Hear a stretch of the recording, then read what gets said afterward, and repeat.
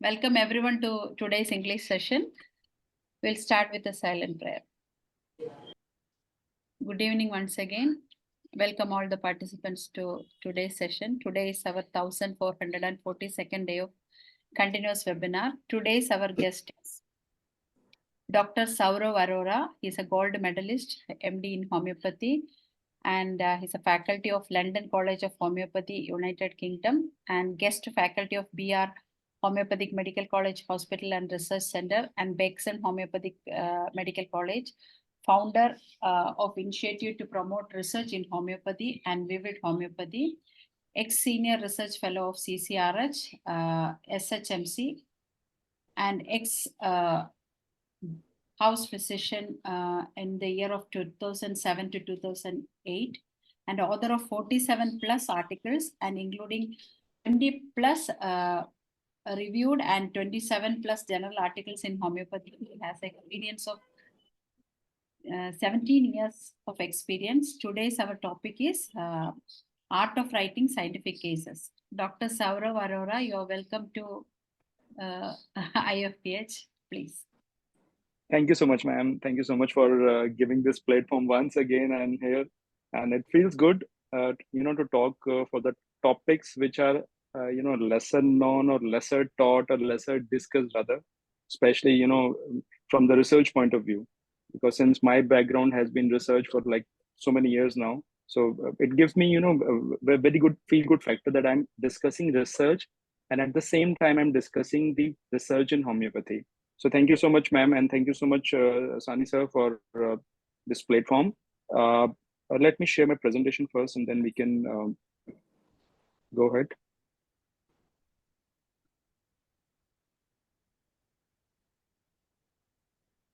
I hope my screen is visible to all and I'm audible. It is visible. You can start. Yeah. See, let's start with something that, yes, what is the art of writing scientific cases? Today, I'm not going to tell how to take a case. I'm sure because we all are homeopaths, we all are learned homeopaths, from the junior most to the senior most homeopaths sitting among us. So it is imperative to teach you that how to take a case. And let me tell you, there is no definition that a case is the well-taken case. It can be a 2-line case, a single symptom case, which we read in organon as one-sided diseases, or it can be a 3 pages which we have filled. So what exactly is the art of writing that scientific case? Moving now, every bit of information is important when we talk of scientific publication. Now, this bit is important from homeopathy point of view. So I'll be correlating all the research talks with homeopathy, with Hahnemann's teaching, with organon here and then. So this bit of information is important. Why? Because even Hahnemann, guided us to include each and every detail of the patient. Why? Because that is important. Sometimes, you have 40 symptoms in front of you and you only prescribe on one single characteristic symptom, or one rare symptom which you have seen in a remedy, or one symptom which was proven in the materia medica or clinical verification. So every bit of information is important when we talk of either case in our clinics or we talk of scientific publications. Now let us quickly see what are the case reports. We all present our cases, here and there. A case report is defined as the scientific documentation of a single clinical observation and have a time-honored and rich tradition in the medicine and scientific publication. Now, let me take one example. We say that there are 400,000 registered homeopaths, 4 lakh registered homeopaths in India alone. Out of 4 lakh registered homeopaths, what if half of them write a case and get it published somewhere? Okay, let us talk that out of those, 50% are rejected. Still, we have 1 lakh case record published every year. Yeah. And okay, let's go to a rigorous editorial process. Even from 1 lakh, another 50% are rejected at some stage. 50,000 case record. Do we publish 50,000 case records? No, we don't do that. We present. We discuss on social media, on Instagram, or or meetings like this, but we don't publish. Why? Because we know that there are certain limitations of those case presentations turning into a case reports, because these are single case clinical observations. Now let us move further. Now there has been boom to publish case record. There's an interest, but there is not much of the population is interested to publish that. Lack of interest. For example, let me give you my own example. I started Journal of Case Studies in Homeopathy, and I'm talking way back. I'm talking maybe it was 2013. It's been 10 years now. I ran that journal for 3 years in a row. Journal of Case Studies in Homeopathy. That was the first open access peer-reviewed journal in homeopathy dedicated to case record. I had to shut it down. Despite having 4 lakh registered homeopaths, everybody's contributing research and cases, I had to shut that. No, I don't mind. There's no problem. It was a learning to me, because I did not want to publish the case record without any aim, without any guidelines. So there's a huge gap between data and published data. We may be having 50 cases with us right now to discuss, but do we have in one case in that guideline format to get it published somewhere? That is the problem. We see I'm sorry, we see 20 patients a day, average 20-30 patients we see every day. Every homeopath in India see that. So it means we see around 600 cases in a month, or we see 7,000 cases in a year. So we have that data, but we don't have that published data. So the need of ours is motivation. We need guidelines. We need implementation, right? And we need persistency. Now, how we'll cover these points later. Now, case report is important because of teaching purpose. Imagine if I have taken a case and I am not including any evidence. For example, Dr. Abhishek, in this previous slide, I joined like a couple of minutes back. He was showing the evidence, the scientific evidence that this was the case was presented. Now that is being used for the teaching. We are being taught that yes, you gave this remedy, and we learned that remedy. Will try that remedy in our clinical practice. So that is a teaching purpose. You tell your students, I go to Sur College, I take the clinicals, we discuss cases there. So it is for the teaching, for research purposes. If we want to support and promote and save homeopathy, now this is another big challenge coming in next 10 years. Save homeopathy. It is dying everywhere, from governmental level, from at market level, because there is lack of evidence. We talk of evidence, hona chahiye. It should be there. It should be there. Where is the evidence? Are we contributing to that evidence? Have we published some cases? And for improving the clinical practice. Why? Because when I'm discussing a case record, in a guideline, in a matter where it resonates with the public. For example, if I'm telling you something, people are asking me question, it is a good platform where I am improving my clinical skills because of that case report. And Hahnemann was the one who started with the case record things. He landed up on the theory of MISM because of cases. He landed up on theory of chronic disease because of the cases. He landed up on clinical verification because of the clinical case records. And we still read those clinical records today even. Now, where exactly is the problem? We know the problem, we know the solution, but where is the problem? The problem is we need to take that step. Now, in scientific publications or the evidence-based research-based medicine, there is no place of tall claims. I can cure cancer. It is absurd. I'm sorry to say, but whosoever amongst us, if we say like this, I have cured cancer, then I'm sorry. We have treated a patient. I have cured an incurable condition. Maybe I'm eligible to have one Nobel Prize. I have treated a patient. That was patient's destiny, that he was better or maybe cured for so many months or years of that duration of time. So tall claims should be avoided, because these are not right ethically also and medical legally also. Second, statement had little value, because if I'm giving a statement, oh, this RS versicolor works wonder in migraine, this statement has little value because I am telling people are listening, some people are trying, some people are not trying. So statement have little value. But when we come to recorded statement, they have values. For example, the patient's consent, the video evidence, the audio evidence, the patient's written statement, they have value.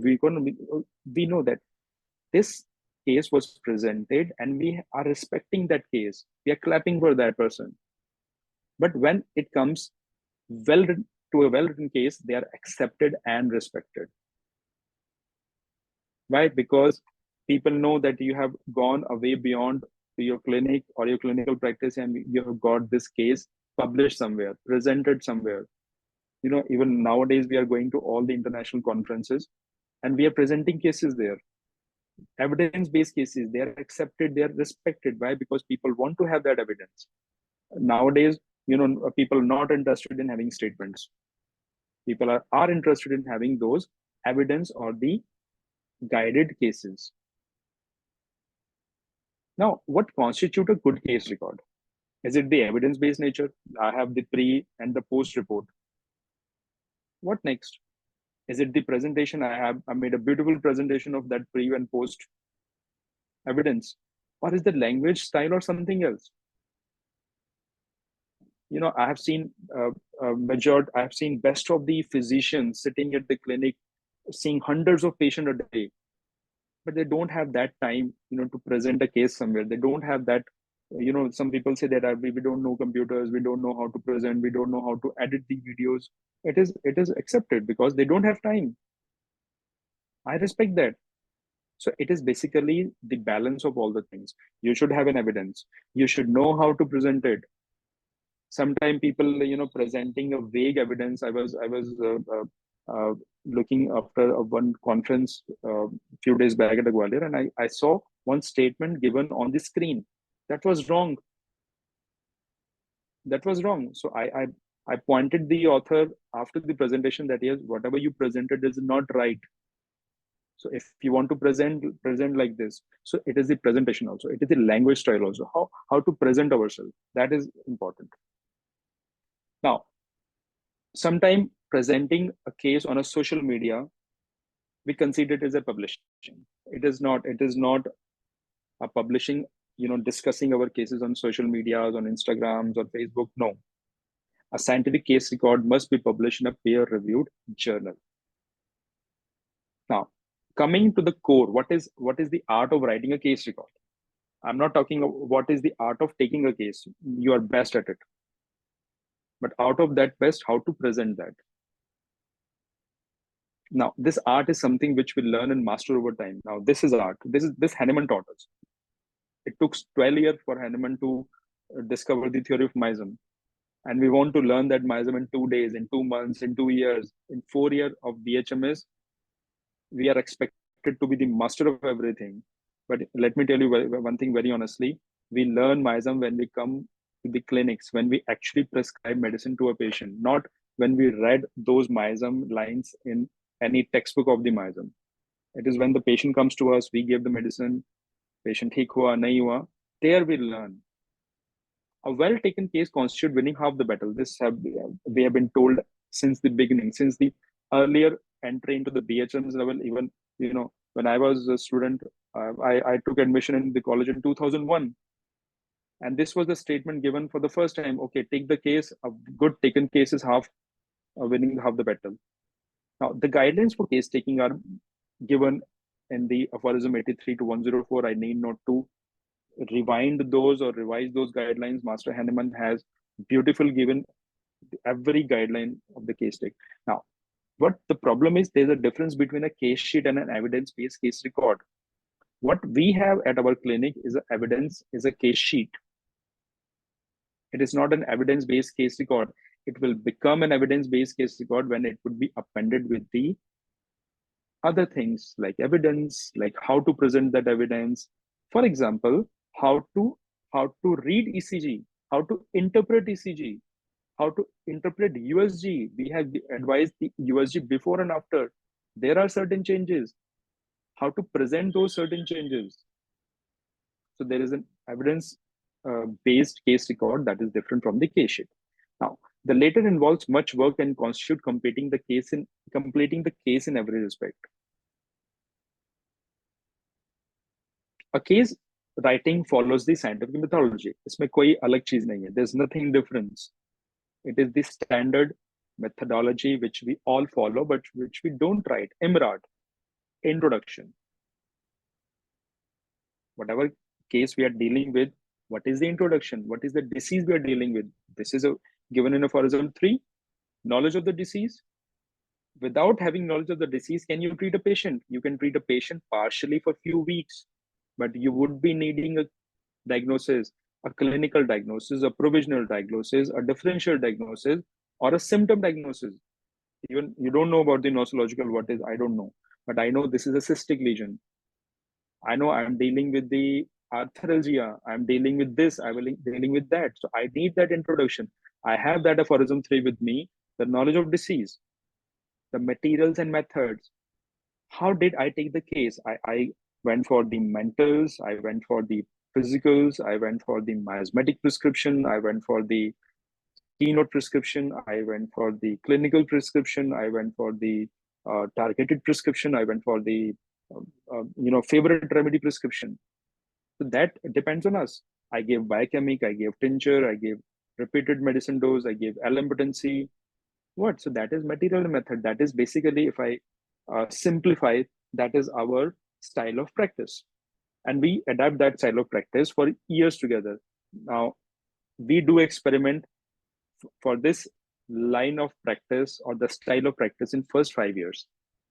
I have seen students starting from the single dose under the influence of legends, and then they come back to the repeated form. Why? Okay, sir, that was not our cup of tea. We think we should repeat medicine often. And I've seen the other way around, people starting with the multiple remedies, giving repeated remedies, and they come to single dose prescribing later in their life, after 10 years down the line. So this material method, basically in simple word, is your style of prescription. Now the result, only the patient giving statement, doctor, I'm much better, and we have not got one ultrasound done. Can you present that case of renal calculus somewhere? Or the patient was telling, sir, I had pain abdomen, I had pain in my right flank, and after your medicine, it was all fine. I did not go for the ultrasound. Can we process that case? Yes, patient is coming to us, but we cannot process that case because we don't have that evidence. Analysis. Over the time, I know that these many remedies work best in my clinical practice. We all do that. If I ask you your line of prescription, your style of prescription, you will tell me that for this, these are the remedies we generally use. So this is analysis. Discussion and conclusion. This we all do. We all do in our mind. We discuss with the patient, we discuss with our fellow colleagues. In our WhatsApp group, we have a doctor's group. Someone or the other, they put that, okay, fine, this is the report, this is the patient symptom. What can be the rubric? What can be the medicine? So all these things we are doing, but we are not doing it methodically. Moving forward, there are certain important points to remember. We do not publish, present, process each and every case of our practice. Now, this is where I find it very practical. If we have 10,000 cases with us, we will not publish those 10,000 cases. Nobody can. Nobody can. So what we do, we only select the well-treated or the well-written success stories. And very rare we present failures also. Like me, I usually start my class with a failure. Why? Because these are the steps to success. So be assured that we are not going to publish every case, but we are going to publish some of our cases which are very well written, very well taken care of, which were miraculous cure happened, and we are presenting those cases.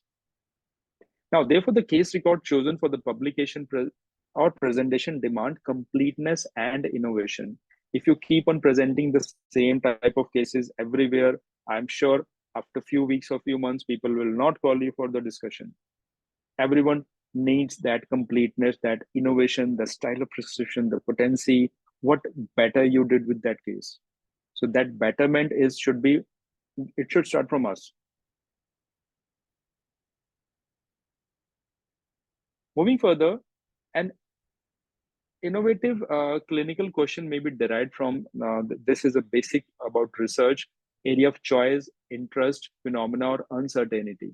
If we want to have a well-written case, for example, I like treating PCOD patients more. I have an interest in dealing migraine patient. I observed that in the cholelithiasis, these remedies, they work better. I know that these, for example, post-COVID arthralgia, it is area of uncertainty.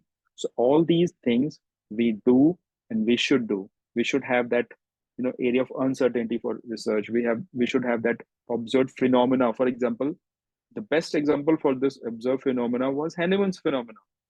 When he observed the cinchona bark, that it is not acting because it is a bitter in taste. It is acting because it has some similarity in action. So for that observed phenomena, and that he moved to uncertainty. What happens if I give the other medicine in diluted form? And let me tell you, he was not potentizing medicine at that time. He was only diluting medicine. So he started recording those cases. Now you can imagine the power of case record. If Hahnemann would not have recorded those cases, that time we would not have been, sitting here discussing homeopathy in a methodical way. Now, a good clinical or research question should meet the final criteria. What is feasible, interesting, novel, ethical, and relevant? A rare case came to us. I know it is not feasible for me to handle that case. I should give up on that case. I should refer that case to a senior, to an institution where it can be handled. And I'm very clear in that. I don't experiment with the cases, at my clinic. If I know that this patient, this case needs, a better, you can say, a line of treatment or a better physician or an experienced physician, I refer that case. Interesting, whether the case I'm going to present, it is interesting, it is novel, ethical. Don't go beyond ethics. Do we take consent from the patient when we present the cases? As a rule, nowadays, we should have that written or verbal assent and consent from the patient before even presenting anywhere. So that ethics should be followed. And what is the relevancy of that? We are not going to publish the cases on URTI, on cough and cold. Nobody's going to do that. Because we treat cough and cold just like anything. Every other day, we see hundreds of patients of cough and cold. So do we publish cases of cough and cold? No. We might publish cases of sinusitis. We might publish cases of rhinosinusitis. We might publish cases of impacted foreign body in the respiratory tract, or maybe a cyst, vocal cord cyst, or laryngeal papilloma. But we don't publish cough and cold. What is the relevancy? Now, is a case record part of clinical research? If yes, how? Now, this we discussed in the last slide or the last presentation when we had a presentation on research, that there is only a thin line between the same. In clinical research, in clinical practice, we use established treatment, while in clinical research, we collect evidence. If we are giving belladonna for headache, it is clinical practice. If we ask whether belladonna will work in headache, it is clinical evidence or the clinical research. So when you convert your patient's faith into a question, that becomes your clinical research. I'm skipping these points because these are important from research point of view, but yes, quickly, endpoint.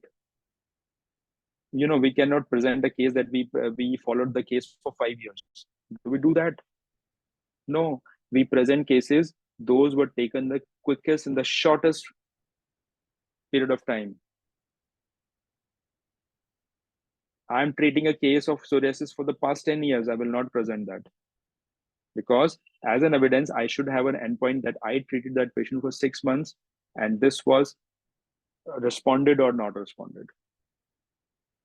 There should be an end to that point. Maybe you can treat the patient for 5 years down the line, but when it's come to presentation, you should have that end point. Aapne kab tak kiya? What was the outcome measure? Did you see the HbA1c in diabetes? Did you see the subjective well-being, quality of life in the patient? We all ask. It is just we need to write it down. I think we can skip these points because these are in depth, from research point of view. Now, I'll show this slide quickly. We have an incomplete picture with us. We have cases, we have case sheets with us. It is an incomplete picture from research point of view.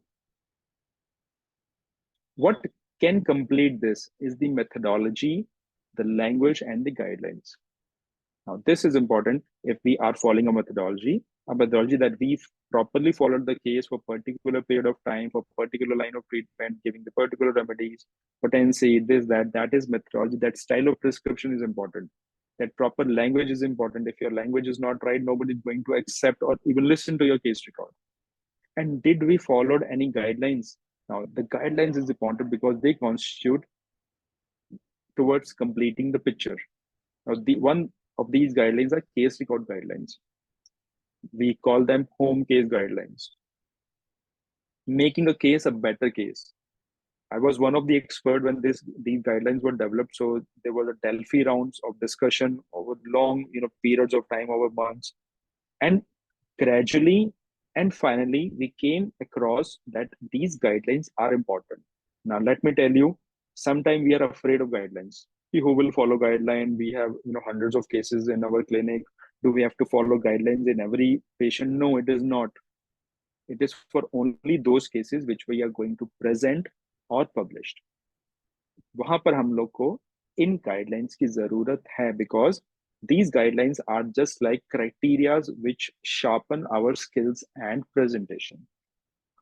10 years down the line, 15 years down the line, 20 years down the line, who thought that we would sit on Zoom and discuss? No, nobody thought of, but we adapted to that.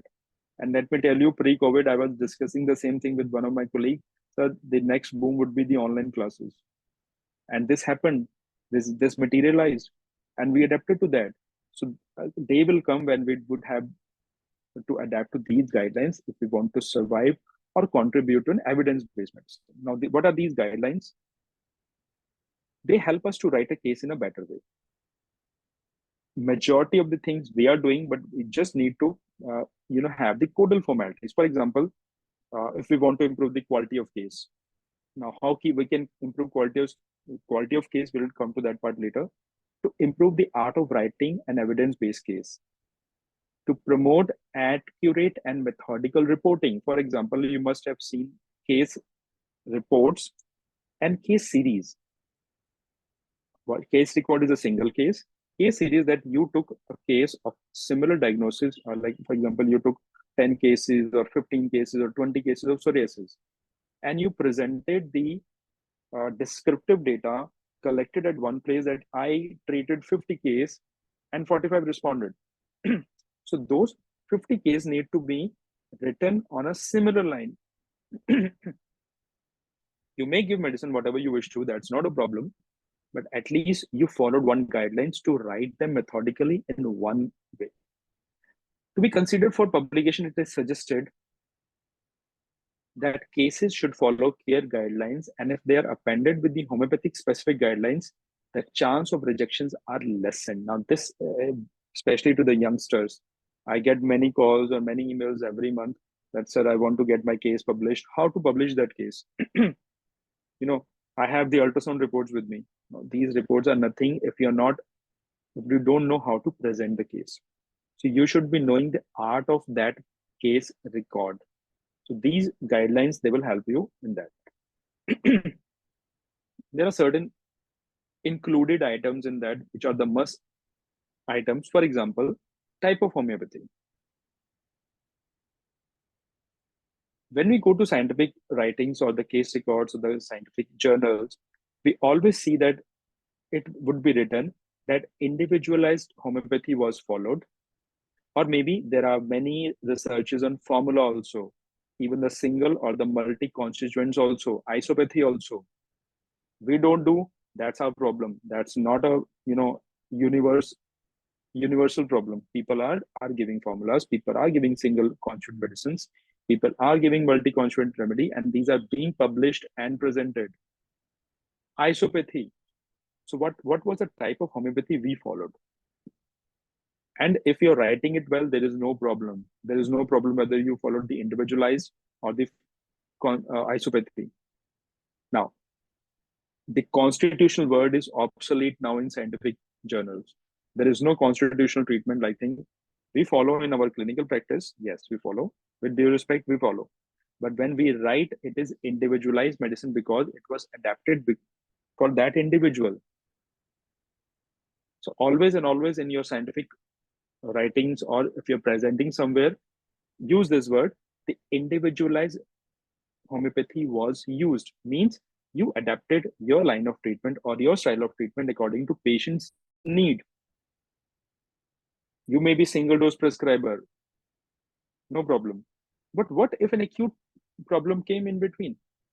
Did you give the single dose? No, you gave the multiple doses. You gave the repeated doses because it's Hahnemann's guidelines given in organ of medicine, read 245, 246, 247, that we can repeat the medicines whenever needed. So it was individualized. Next is the medication. The nomenclature is important. We write PULS for pulsatilla, someone write pulsatilla. We write BRY for Brineia, someone write Brineia alba, they write BRYEL. Once I wrote S/L in my pharmacy in the hospital where we will have internship. We write S/L. It was a circumflexus. And the patient came that, sir, this medicine was not available in the hospital pharmacy. And I got it purchased from the outside. And he showed me sulfur 30. Because the pharmacist could not understand what is S/L, so he gave sulfur. Or maybe people, sometimes mistaken as a Cilicia. So the nomenclature is important. The list individual prescription is important. What were the constituents? What was the manufacturer, the potency, the scale? It is important. Because in one case, we can use N potencies. There is no problem, but we should mention those potencies, those dosage, repetition, or galenic form. For example, if we are reading a case study from Europe, they may be using K potency, but we are using the C potency. What they did, they give 30. That was 30D. What we gave, it was 30C. So that dosage, repetition, and the right, basically, it is basically what, the best of writing you can do. Whatever do you do methodically, it is important for that case record. Then consultation, clinical history details, the homeopathic symptoms used for decisions, and the follow-up and outcome. Now, let me tell you one very interesting incident which happened a few weeks back when I was teaching to my students. We all take a case. We all deduce a prescribing totality. Am I right? Yes. We all do case and we prescribe on the basis of prescribing totality. Now, this is where the catch point is. We do not prescribe on the prescribing totality. We prescribe on the presenting totality because we have 15, 20 symptoms in our totality of symptoms, but we don't take those 15, 20 symptoms. Why? This is not characteristic, this is common, this is low grade. We reject symptom and ultimately on 4 symptoms only we prescribe. So basically it is the presenting totality on which we are prescribing. We take 50 cases, 50 symptoms, we repertoire 50 symptoms, and we only get 10 hotshot remedies, natramur, lacasis, sulfur, just like that. Because we are taking 2 broad rubrics, 2 broad symptoms, and the broader remedies come, and these broader remedies come, and these broader remedies have the broader symptoms or the remedies. So this consultation, this clinical history details the homeopathic symptom, the presenting totality, the prescribing totality, and totality of symptoms should be mentioned very clearly. It means I have 20 cases as per my totality of symptom for that patient. But I took those 4 prescribing totality points to prescribe. Whether they correlated with the materia medica. Now, this is again a matter of study, that whatever we are providing, that whether it had correlation with that. Now, next is follow-up and outcomes, possible casual attribution of changes, which are being assessed or discussed. I told you, we cannot follow patient for lifelong and we present a case. We had to stop somewhere. We need to draw the line that this was the line, this line we drew, and followed that patient and presented that. You treat the patient, no problem. We took a clinical study for 3 years when we were in Sood College in 2008 till 2011. So for study part, we followed the patient for 80 months, but we treated those patients for 3 years. But we had to cut short that period to 18 months because this is how we can compare our study and result with homeopathic point of view. Occurrences of homeopathic aggravation. Now these are part because we need to define whether it was a homeopathic aggravation or it was the disease aggravation. Now, there are certain optional items in this case record or the case care home guidelines. Consultation, individualizing symptoms reported. No problem. If you don't want to discuss, if you want to keep these items optional, you can do that. The prescription, the provision of repertorization data. See, repertorization data is not mandatory. Many times, many youngsters, they ask, sir, we have not appended the repertorization sheet of one case record. It is not mandatory. It is an optional item because even you can prescribe on the symptomatic totality. You can prescribe on the prescribing totality. You can prescribe on the material medical knowledge of yours because you have picked up those symptoms. Follow-up and outcomes, assessment, disease, evolution in accordance with the homeopathic principle. Example, herring law. It is not at all a compulsory item. Even if you're not following any such law in your case record, it is okay. Prescribing strategy, totality of symptom, keynote, essence, etiological. Yes, it is optional. What strategy you follow? For example, I prescribed on the basis of miasms. It was a miasmatic prescription. If I can describe that miasmatic prescription in few lines that I saw these symptoms or states or the patient's occurrences or the family history or the tendency, and I prescribe this anti-miasmatic intercurrent remedy. That's it. I don't need to prove it that this is valid because this is already given in our philosophy, in our materia medica, that these prescriptions are valid. I just need to have a logic of that. Now the issue is logic. If we can have that logic, that yes, on this logic we prescribed, you have a good written case record. The next point is individual remedy related symptom are identified and analyzed. There's no problem because we are not going to clinical verification. Now I'm telling you the plus points of these guidelines and the weak point of these guidelines. Now, there are certain checklists. Even, if you want to have a research on your clinic, at your clinic, you can have all these checklists right in front of you, the title. The word case report should be there. So whosoever is reading that case report, he should be very well, ease out that I am reading a case report. I am reading a case series. Keywords. The key element of the case should be 2 to 5 keywords. Why? Because nowadays, everything is indexed. If you search SAURAV ARORA, my website would be there, sauravarora.com, because it's on my name website. The keywords are matching with my website name. People are searching best doctor for psoriasis treatment, best homeopathic doctor for psoriasis. If your case records, your web pages are appended with these keywords, that psoriasis, doctor's name, case record, treated, it is apt to be picked up by the search engines. It is important because whatever you publish, if you go to PubMed, if you search an author's name, the articles, they come and the keywords also come. For example, if you search autoimmune thyroiditis, in mass homeopathy, you would have article which I was part of that research in 2008. We had a research on autoimmune thyroiditis. We followed 194 cases of subclinical autoimmune thyroiditis in children in 6 to 18 years. Now that is the biggest data or the sample size in thyroid disorders in homeopathy till date. It was published in 2010. It's been like going to be 15, 14 years now. Still people, they search autoimmune, thyroid, homeopathy, that study comes. in PubMed. So these keywords are important. Introduction. What is the uniqueness of that case? What medical literature do we have? Because nobody wants to listen to simple things. And this is, let's be very frank. If I am going to present a unique case or a case in a unique manner, the people's interest would be intact for the next 1 hour. What if I say I treat cough? Would you listen to me?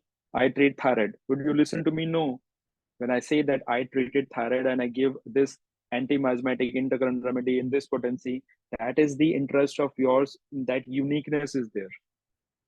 The main symptom of the patient and the important findings. Now, this all Henneman has said.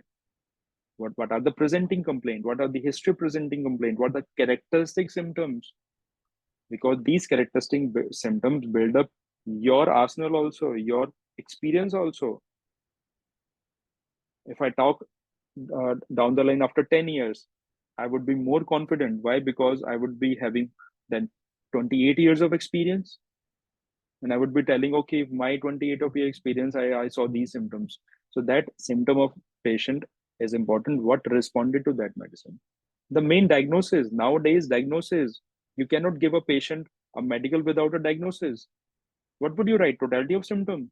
No, you would write the patient is suffering from maybe clinical diagnosis, a migraine or a headache or a pain abdomen or fever of unknown origin. You need to write something on the medical, on the fitness certificate.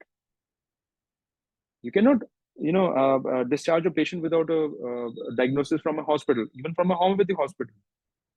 So that diagnosis is important. That disease knowledge of aphorism 3 is important. Now, conclusion. What are the main takeaway lessons? I run few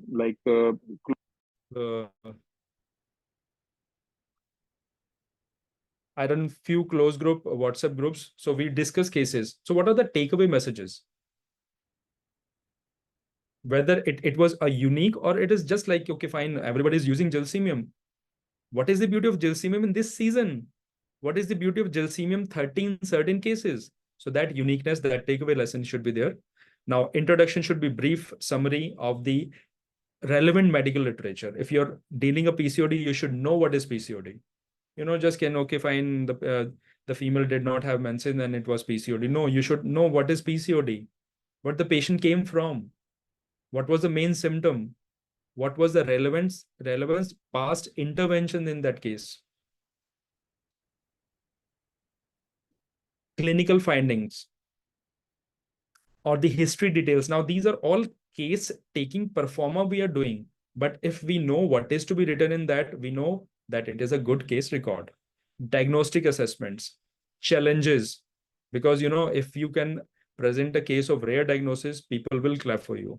Even if you have not cured that case, even if you have treated that case, gave some symptomatic improvement, people will clap for you because that was a rare case you took in your practice and it responded well. What was the prognostic characteristic? Did your medicine took care of the recurrent allergies or the recurrencies? Yes, we do that, but we need to write that on paper. Now, the therapeutic interventions, the type we have discussed about the type of interventions, the type of homeopathy, the nomenclature we have all discussed. So I'm skipping these quickly.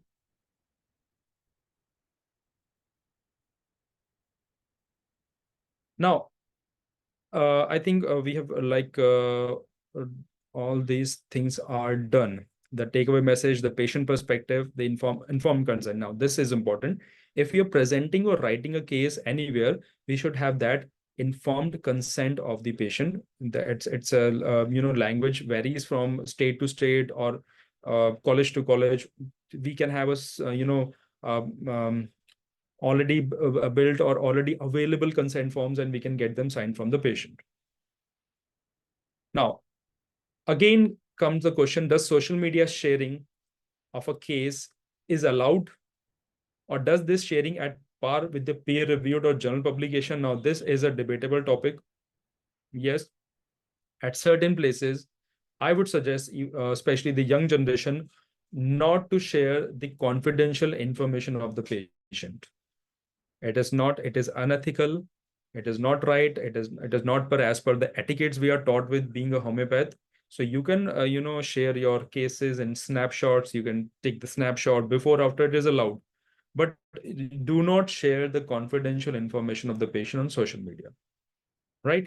And this is not at par with the peer-reviewed publications or the journal publications. So I cannot write in my resume that I presented 100 cases on Facebook. It is not. It is not mentioned anywhere, and I should not mention that.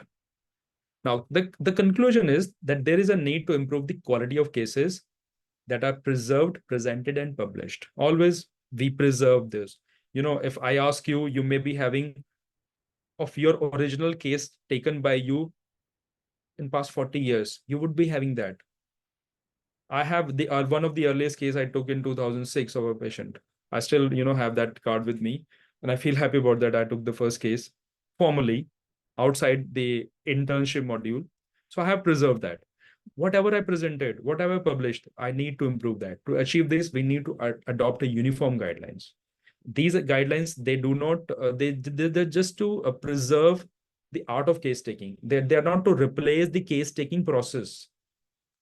Whatever you do, you do, but just try to learn how to write, how to present. So we need to work upon the improvement, and yes, stick to the rules. Logic should be there. Process the case with two aspects in mind: the homeopathic case aspect and the nosological aspect. The diagnosis of the disease and diagnosis of the patient. Each information must be complete, and there should be a description: why this remedy, why this potency. And you can follow the guidelines. And if you are okay, you can just leave a message or just write to me on this email. I'll send you the copy of these case record guidelines. So because arranging every bit of information methodically is scientific method. We are doing it for past like 100 and 200 years now, since the inception of homeopathy, since the time of Hahnemann.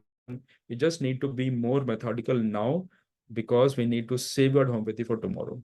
So with this, thank you so much for your patient listening. And now the house is open for discussion and questions. Thank you so much, Dr. Saurav.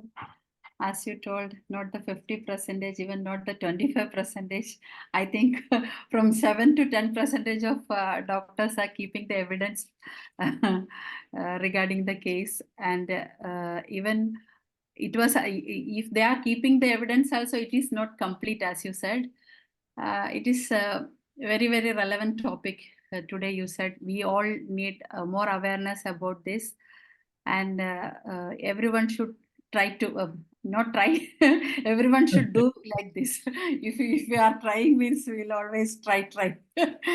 Okay, thank you so much. Actually, it is a needed class for us. So participants, you can ask question to Dr. Saurav, and it's our opportunity to clear our doubt about this, because more than treating with a medicine or getting a tip of medicine, this is more important and relevant in my view. Dr. Danesh, please. Good evening, Dr. Saurav. It's really a beautiful presentation. Good evening, sir. Really, people are not doing all those kind of things what you have narrated in here. Unfortunately, this is the need of the hour.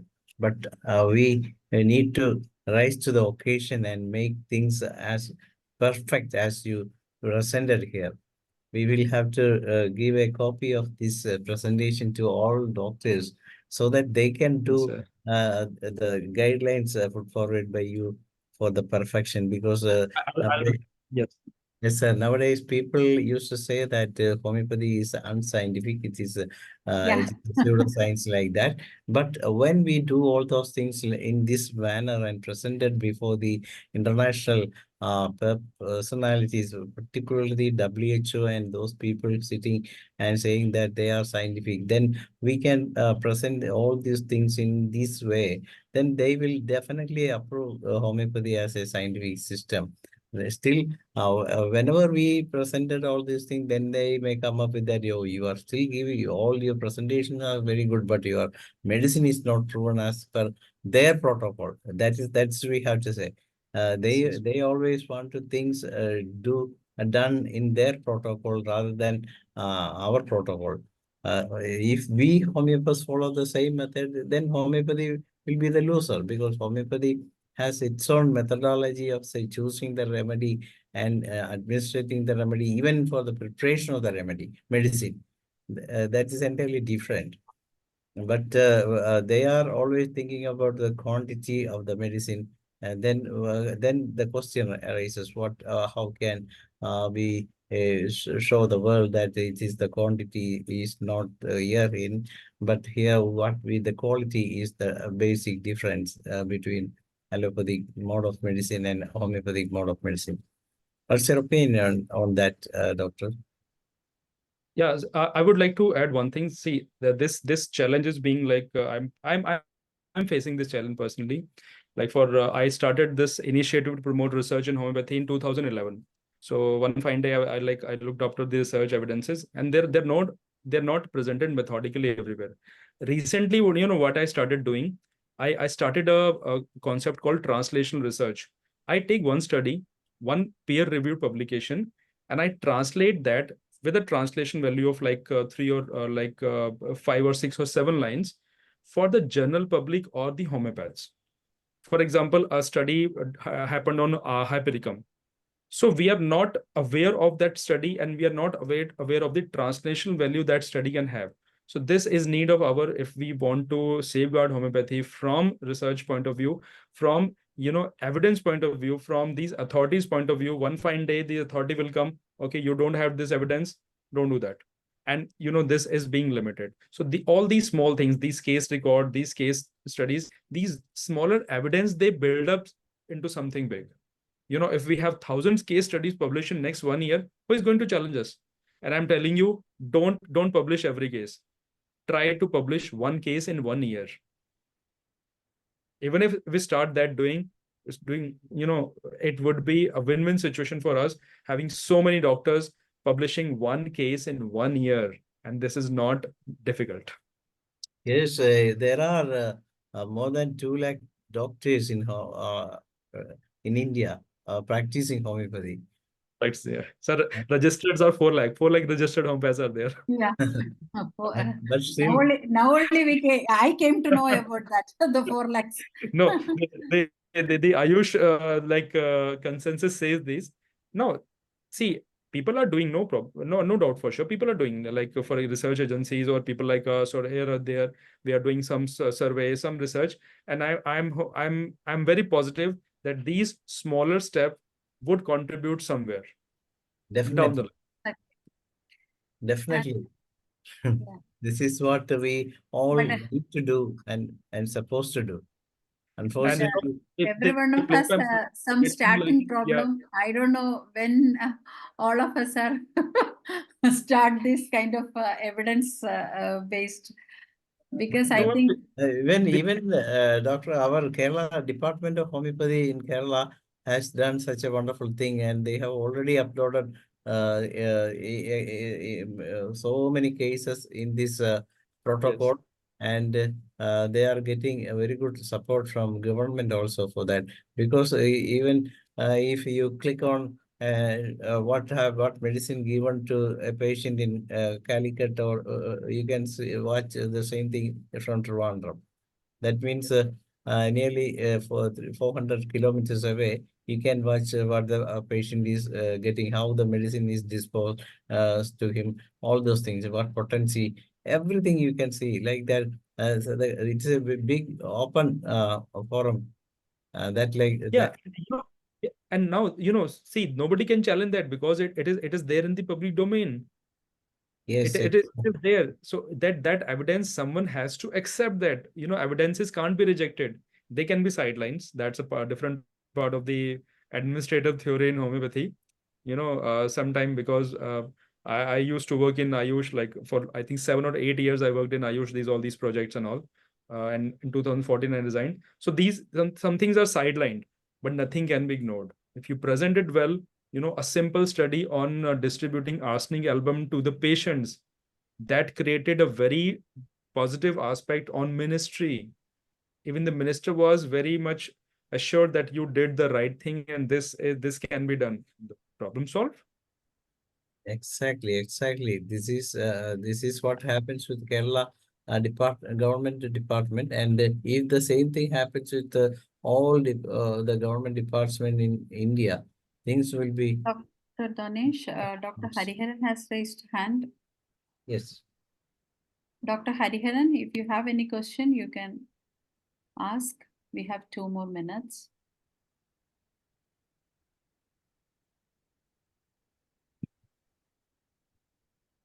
Anybody else? Dr. Hariharan? Let me find.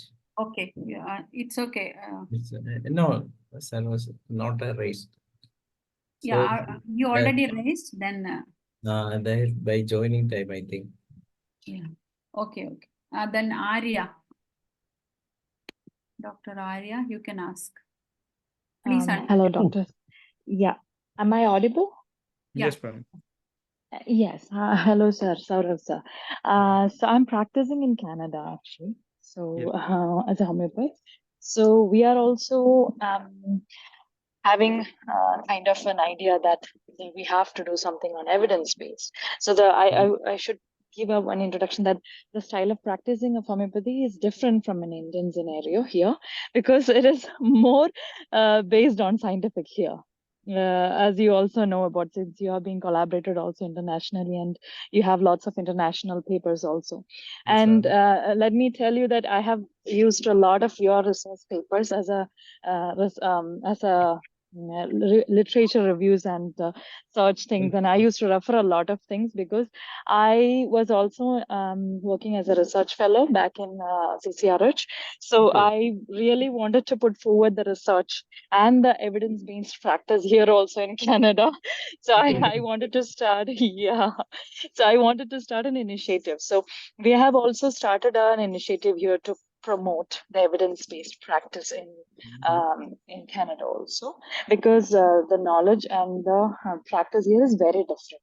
So we have to start from the basal level. We have to do a lot of groundwork, but still. So when I was looking into the research papers which have been done here, it is always the methodology which used to be very challenging when we do, because Yes, they right. are putting the homeopathic research in the framework of an allopathic thing, which is very difficult, for, especially in RCTs, the randomized clinical trials. That's why when you read the results, it is not effective. Yeah, that's a very unfortunate thing. So there are lots of studies happening, but if you come to the result and discussion, it's very weak. So what's your point on that, and how we can change the thing? I know the Yeah. home case, and there are lots of guidelines which are favorable for the homeopathy, but I don't know how much it is feasible. So I'll quickly, because I think the time is already there and they have to they get into the session. Yeah. So I'll sure. quickly maybe we can connect later through social Otherwise, I media. would like to, yes, sir. Dr. Saurav has already given his email ID in the during the session. Can you give that email ID in the chat box, sir? In the Yes, chat sir. box, So it yes, will- it would be grateful so And that I even can reach out. Dr. Arya, can I see you? Oh, sure. Sorry, I was in the backyard. If it, I'm just putting my email ID and my contact number. You can contact me. See, I know the challenges because we are working in UK also. I'm part of the London College of Homeopathy, and we are into Europe also. And maybe soon we are, coming to Canada. So maybe we can shift that part, that discussion later. Quickly for everyone's need. Say if we draw a triangle, there is an evidence triangle. The lowest part is the statements, and then come the case reports, case series, then control trial, not the randomized control trials, randomized control trial. And then on the top, we have meta-analysis or the systemic reviews. Everything need to be presented. You should know the art of presentation. RCTs are the golden standard, but not the only standard. Let me tell you one thing very honestly, in research, if you know how to present even a case record or a case series, half the things are done. The surveys also. So with this note, I think I should wind up because of the time limit. But yes, we can carry on this discussion.